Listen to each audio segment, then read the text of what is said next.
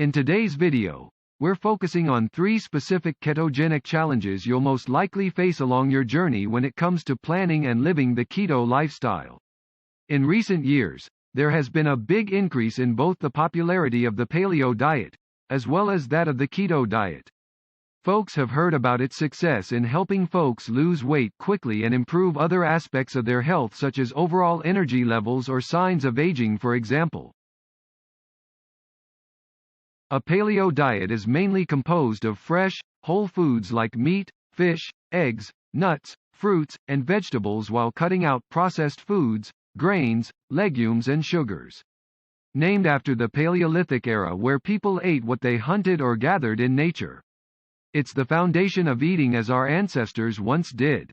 This way of eating will provide the body with the proper nutrition it needs, relying on itself to create its own fuel, because when humans didn't have processed food they had to go out into the world and hunt or gather whatever they needed, so their bodies naturally became designed to support themselves. So, a paleo diet may contain low-carb or high-carb foods as per the consumer's food preferences. Paleo is primarily a diet that consists of meat and vegetables, very little carbohydrate. The basis of this diet is the way our ancestors ate few thousands of years back in history. There are no special macronutrients proportions or limitations of carbs, proteins and fat.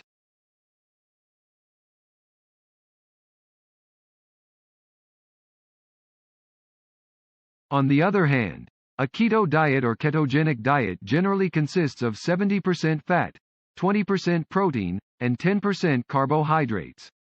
The recommended macronutrient ratio on a keto diet is to target less than 5% from carbs, 60 to 70% from fat, and 20 to 30% from however you want to fill in the protein gap. This could be through low-carb proteins or other high-fat dairy products such as cheese, but it may depend on what foods you like, dislike. When on a ketogenic diet, ketosis is the goal. Ketosis occurs when the body burns fat instead of carbohydrates for fuel. Carbohydrates are high on a scale of low to high, with 0 being none and 100 being all. A state of ketosis over time reduces the amount of insulin in one's body. A keto diet tends to be a much more strict type of diet in that people are aiming for very specific macronutrient ratios and very little carbs at all, whereas a paleo diet can range anywhere from low carb to high carb depending on the individual's goals. Many people find a keto diet very satisfying due to the high fat content, so they report that they have no cravings at all, and find fat loss to be easy. The ketogenic diet tends to be very strict when it comes to macronutrient ratios and carbs, while paleo diets are very individualized according to the modified goals of each person. Many people find that keto helps them not have cravings at all, as they report having no carb-related cravings. Thus fat loss is usually easy if one sticks to a keto diet because fat is achieved so often. Strict ketogenic diets are increasingly being used in medical research to help ward off cancer. It has shown to have a powerful effect against some cancers. It's speculated that it could be helpful in preventing cancer given that high blood sugar feeds cancer cells, and running one's body on fat and keeping blood sugar levels very low can essentially starve cancer cells over time. However, ketogenic nutrition is just one tool in the fight against cancer. Combining this with other treatments, whether traditional or alternative, is what we recommend. Going further, research has shown that keto diets can reverse type 2 diabetes and help slow down or reverse Alzheimer's disease as well. Keto and paleo diets are both popular when you want to change your lifestyle, as both these diets restrict what you eat and lead you to make prescribed food choices. If you're looking to avoid processed foods, the paleo diet might work. Here are some its health benefits.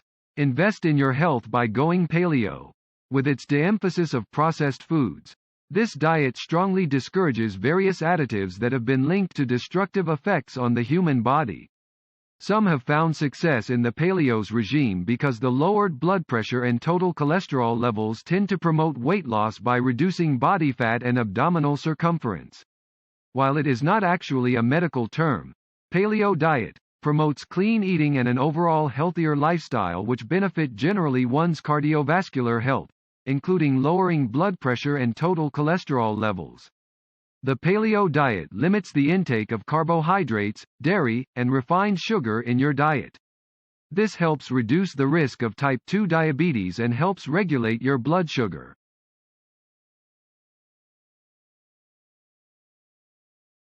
When you're trying the paleo diet, you need to be careful about certain things. The paleo diet suggests having more whole foods, which can be much costlier than buying that same food but which has been frozen or canned. Cutting out all legume and grains brings about a deficiency of vitamin B like folate, thiamine, riboflavin, and niacin. You run the risk of getting insufficient amounts of vitamin D or calcium. Eating more meat is recommended in the paleo diet. Therefore, you are prone to health risks including diabetes, cardiovascular disease, and even death. The keto diet allows you to eat foods with high amounts of fat. When you eat fat, you feel full for longer periods of time. The keto diet can cause weight loss due to the metabolic state of ketosis in which your body uses stored fat instead of blood sugar for energy. There is evidence that the keto life can help with epilepsy and even help with Parkinson's disease. The problem with the keto diet is that you need to eliminate certain foods from your diet. For example, when you eliminate fruits and grains, you're reducing your chances of getting the required quantities of phosphorus, selenium, vitamins B and C, and magnesium that your body needs. The liver is affected when the fat prescribed in this diet metabolizes. Even the kidneys cannot metabolize the amount of protein that your body demands. Your existing kidney or liver problems are likely to aggravate.